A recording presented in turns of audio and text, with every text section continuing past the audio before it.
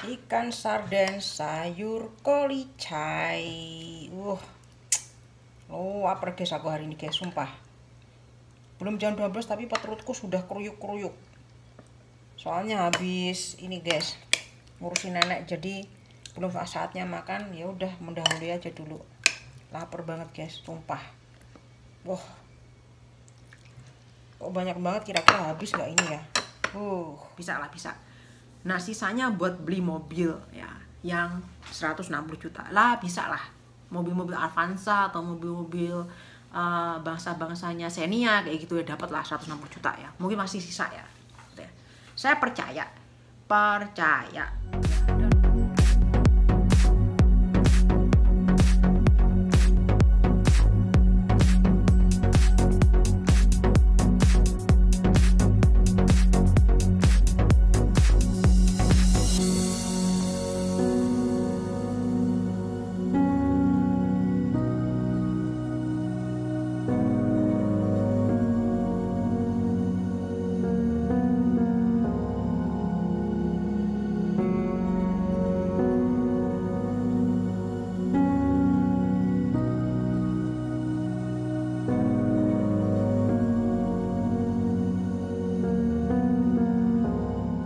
Hai guys, jumpa lagi bersama saya Ferrari, masih di rumah saya super wow, super awesome, dan super amazing.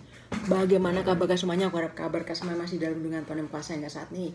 Hari ini sih saya akan ngajak kalian untuk makan bareng ya. Seperti video saya yang udah saya up di depan tadi, saya mau makan nasi sarden dan sayur kol. Maknyus pokoknya. Hari ini saya berasa lapar banget ya, padahal waktu belum ada jam 12 siang ya. Jadi saya habis ngasih makan nenek saya tuh. Nenek saya masih saya dudukin di situ. Nanti jam 11 saya akan pindahin ke ranjangnya. Ini masih pukul setengah 11. Saya udah lapar banget, perut saya udah keroncongan guys. Ingat kemarin saya habis masak sarden dan masih ada sedikit sayur kol ya, bisa saya pakai untuk makan hari ini. Oke, sebelum makan sebelum bisa saya akan mengucap syukur dulu guys.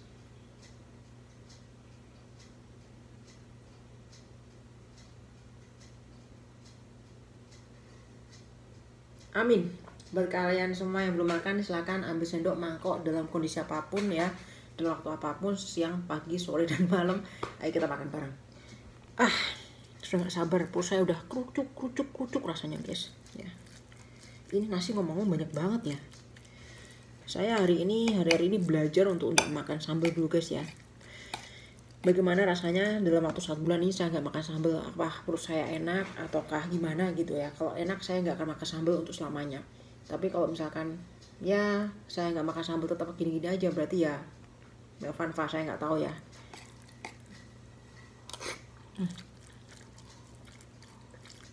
Sebenarnya kalau makan nggak pakai sambal tuh ya nggak enak guys ya, karena apa, hambar rasanya, tapi mau gimana lagi, demi kesehatan saya harus lawan itu ya.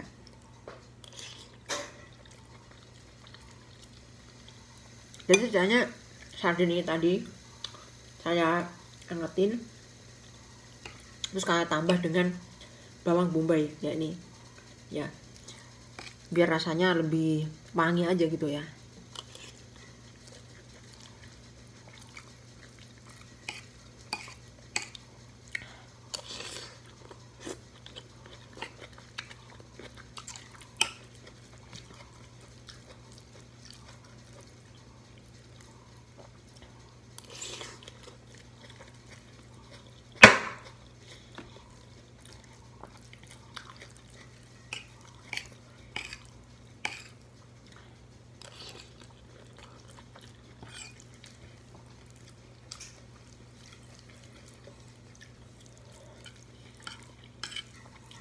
Hambar rasanya, tapi mau gimana lagi, harus dilawan ya.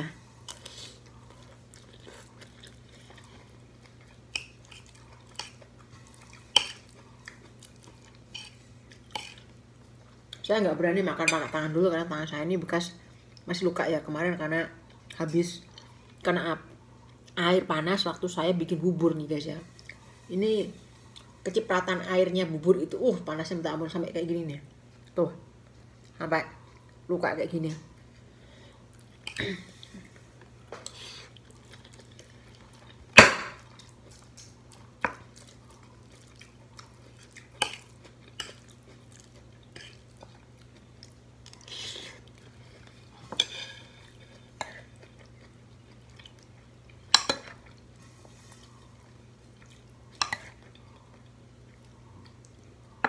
kurang basah guys, tambahin kuah lagi.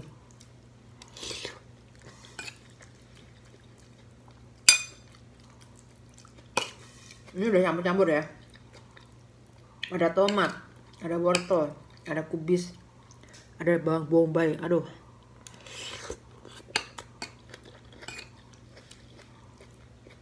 Ada daun bawang.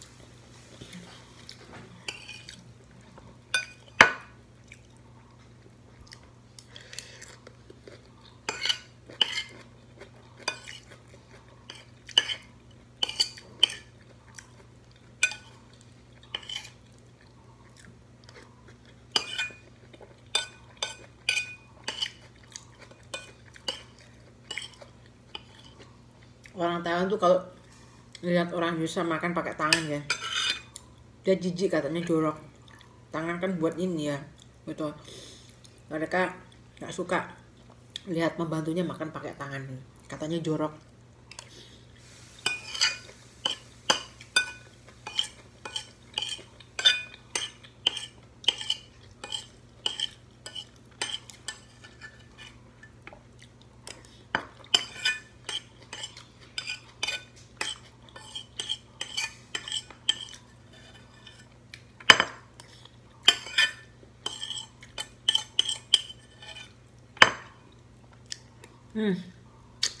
Habis guys. Apa sih makanan yang saya makan nggak pernah habis? Pasti selalu habis dan menyenangkan pokoknya.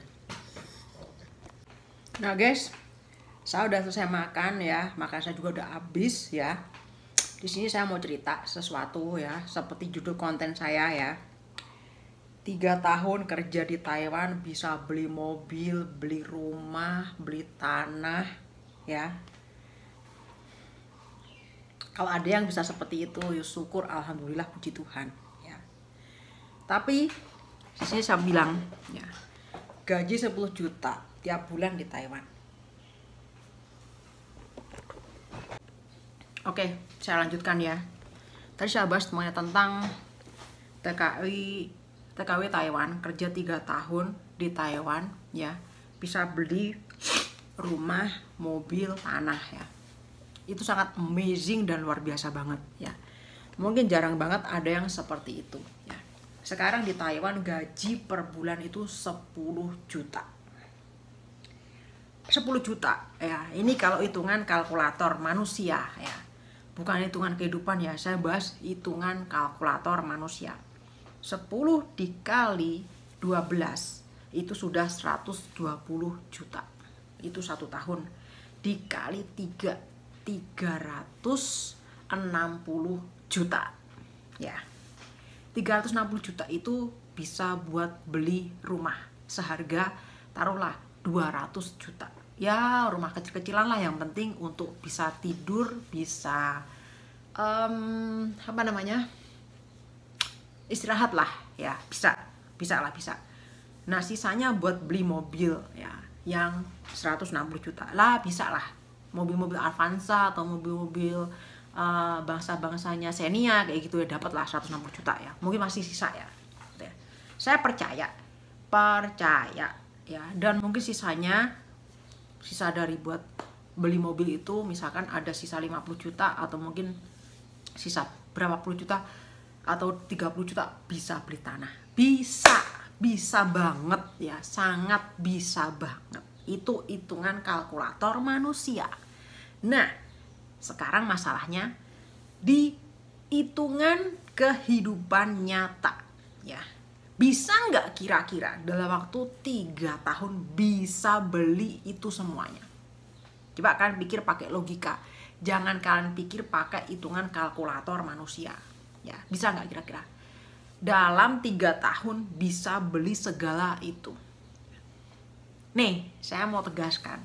Buat netizen-netizen ya, buat orang-orang yang suka nyinyirin kehidupan orang TKW, TKI di luar negeri, yang suka ngebanding-bandingin yang satu dengan yang lain ya. Si A bertahun-tahun pergi ke luar negeri bisa beli ini itu dan sebagainya. Si B kok bertahun-tahun ke luar negeri kok nggak dapat apa-apa, uangnya untuk apa?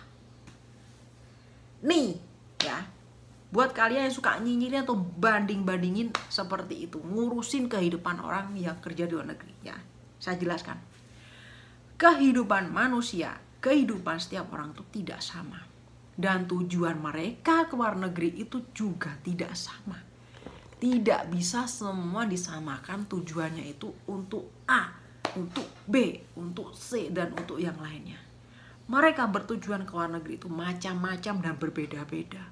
Mungkin ada yang ingin melunasi hutang-hutangnya karena di rumah mereka terlilit hutang, akhirnya nekat ke luar negeri untuk membayar dan melunasi hutang-hutangnya. Kemudian ada juga yang pergi ke luar negeri untuk memperbaiki ekonomi rumah tangga. Karena dirasa di rumah tidak bisa mencukupi, akhirnya pergi ke luar negeri. Mungkin biar bisa membeli segala sesuatu dan cukup di rumah. Kemudian ada lagi yang pergi ke luar negeri hanya untuk tuntutan membiayai sekolah anaknya mungkin. Dan yang terakhir ini dipaksa ke luar negeri untuk menjadi tulang punggung keluarga. Nah, jadi buat kalian yang suka nyinyirin orang kerja di luar negeri, si A, si B, si C, si A, duor ya, semuanya kok nggak sama. Di sini letaknya. Jangan kalian samakan, setiap orang yang pergi ke luar negeri itu mempunyai visi dan misi yang sama. Kalau semua orang tuh misi dan visinya sama, gue ke luar negeri, gue pengen bisa dapat A, B, C, D, sama semuanya bos, ya, sama semuanya bos. Tapi masalahnya manusia itu mempunyai kebutuhan dan mempunyai kepentingan yang berbeda, bos. Gitu loh ya. Jadi di situ harus diingat, jangan suka banding-bandingin. Si A sukses, si B enggak. Mereka punya kebutuhan masing-masing.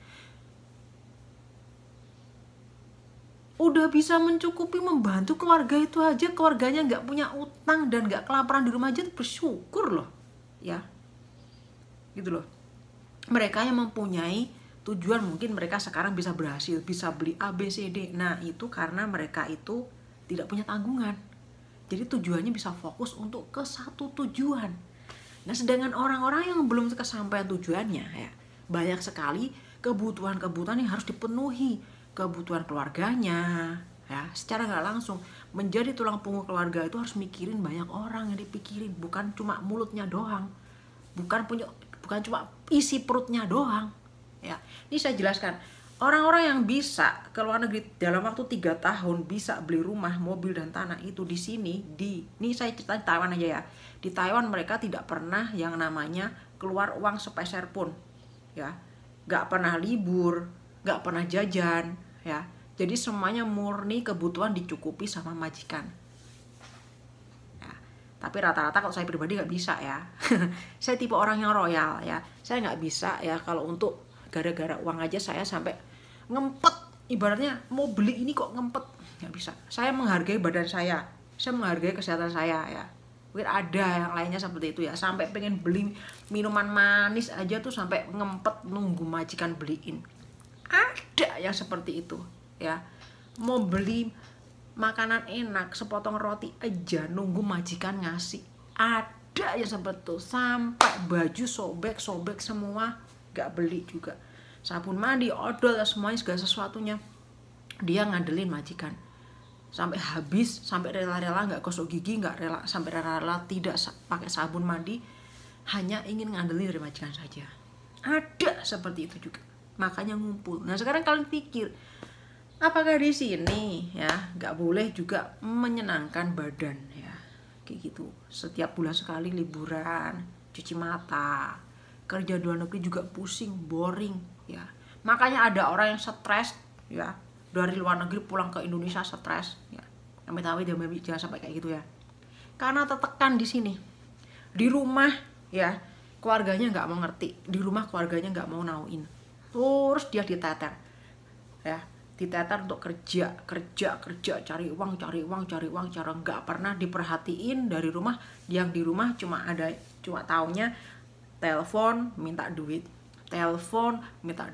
Telepon nggak pernah yang namanya ngasih support, nanyain kabar dan sebagainya. Langsung to the point aja telepon. Halo, tanggal sekian bayar ini, tanggal sekian bayar ini. Apa nggak pusing nih kepala nih yang di luar negeri kayak gitu? Sampai nggak sempat ngurusin badan, ngurusin diri sendiri. Ya, coba kalian bayangkan ya seperti itu, kayak gitu. Orang dituntut kerja seperti sapi perah kayak gitu ya. Ada seperti itu juga ada gitu loh. Ada, semuanya ada gitu ya. Jadi kalau kalian misalkan anggap atau kalian sangka ya orang-orang ke luar negeri kok nggak sukses-sukses ya, kok kerjanya kok duitnya kemana, jangan bertanya duitnya kemana. Itu privasi mereka itu dan pribadi mereka ya. Gaji kecil, gaji gede, gaji berapapun, sekarang tergantung mereka gimana bisa memanage keuangan gitu aja ya. Dikasih gaji gede, kalau misalnya nggak bisa memanage keuangan juga nggak bisa berhasil. Dikasih gaji kecil tapi pinter memanage keuangan, dia bisa sukses. Semuanya tergantung dari yang memanage keuangan tersebut gitu. Tapi kalian harus ingat, di luar negeri ya kita jauh dari keluarga ya. Kalau kita nggak jaga kesehatan kita sendiri ya, kita mau beli apa-apa nungguin majikan ngasih ya, itulah sudahlah. Tiap hari pasti check up ke dokter kayak gitu ya. Kita juga harus sayangin badan sendiri, ini seperti itu ya. Itu aja yang mau saya sampaikan ya, buat para netizen yang suka nyinyir, membanding-bandingkan pribadi yang satu dengan yang lainnya, kok si A bisa, si B gak bisa. Nah itu, kebutuhan setiap orang berbeda. Jangan kamu nilai penghasilan orang yang kerja di luar negeri dengan hitungan kalkulator, tapi harus dihitung dengan kehidupan nyata ya. Jadi seperti itu ya. Terima kasih buat yang udah nonton. Mohon maaf kalau ada kata-kata dan perilaku yang kurang sopan, mohon dimaafkan. Saya cuma pengen ngasih pendapat aja seperti itu ya, bahwa semuanya nggak sama, jadi jangan disamain. Mungkin kalian punya pikiran yang negatif-negatif, gini gitu, itu terserah Anda. Tapi yang jelas ya seperti itu realnya ya. Itu aja ya. Semoga kalian semuanya selalu diberikan kesehatan umur panjang. Jangan lupa selalu bersyukur, jangan lupa selalu tersenyum, smile, dan jangan lupa bagikan cinta kasihkan pada semua orang dengan penuh ikhlas. Dan tentunya Tuhan tetap berkati semuanya. God bless you always. Sampai ketemu lagi di video dan vlog terbaru tentunya bersama VVR Vlog yang lainnya. Sampai jumpa lagi di kesempatan dan salam persahabatan dari VVR. Bye bye.